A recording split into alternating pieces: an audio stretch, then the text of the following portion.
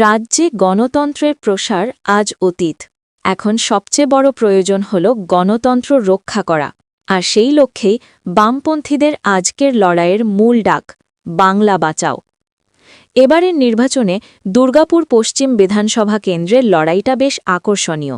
একদিকে শাসক দল তৃণমূল কংগ্রেস ময়দানে নামিয়েছে একজন ব্যবসায়ীকে, অন্যদিকে রয়েছেন বিজেপির বর্তমান বিধায়ক। আর এই দুই শক্তিধর প্রার্থীর বিরুদ্ধেই আজ সাধারণ মানুষের মনে পুঞ্জীভূত হয়েছে পাহাড় প্রমাণ ক্ষোভ। কেন এই ক্ষোভ? কারণটা স্পষ্ট। তৃণমূল প্রার্থীর বিরুদ্ধে সাধারণ মানুষের সবথেকে বড় অভিযোগ হল নির্মম উচ্ছেদ অভিযান। শুধু শহরকে চকচকে করতে ঝাঁ চকচকে রাস্তা বানানোর নামে মাথার ওপর থেকে ছাদ কেড়ে নেওয়া হয়েছে বহু সাধারণ মানুষের। বিনা পুনর্বাসনে আজ তারা বাস্তুচ্যুত, ভিটে মাটিহীন। এই ক্ষোভের আগুন আজ ধিকি ধিকি জ্বলছে দুর্গাপুরের অলিগলিতে। এলাকার এক প্রবীণ নাগরিকের কথায় এবারের নির্বাচন হল সেই পুরনো হিসেব বুঝে নেওয়ার সময়।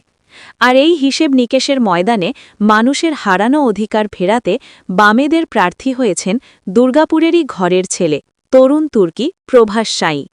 সকালের আলো ফুটতেই দুর্গাপুরের সিল সমবায় আবাসন বা অন্যান্য অবসরপ্রাপ্ত শ্রমিকদের এলাকায় যখন তিনি দলীয় কর্মীদের নিয়ে পৌঁছচ্ছেন, তখন সেখানকার চিত্রটা যেন একেবারে আলাদা।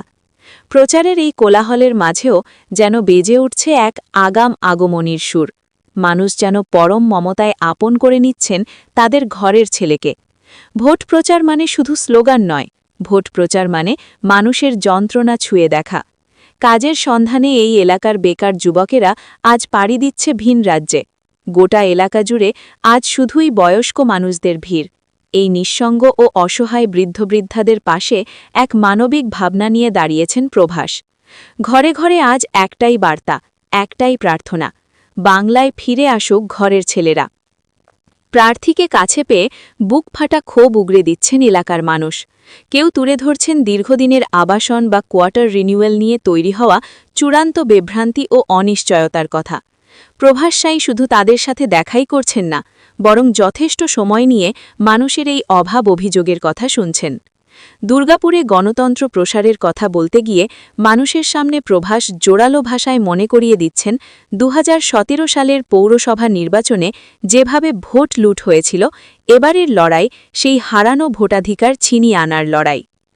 বাংলা বাঁচবে কি বাঁচবে না তা হয়তো ভবিষ্যৎ বলবে, কিন্তু দুর্গাপুরের এই ভোট প্রচারের প্রতিটা মুহূর্ত, প্রতিটা চিত্র আজ একটি কথাই বারবার মনে করিয়ে দিচ্ছে, পরিবর্তনের একটা নতুন সুর যেন বাজতে শুরু করেছে। আর সেই সুর লাল ঝান্ডার হাত ধরেই আসছে।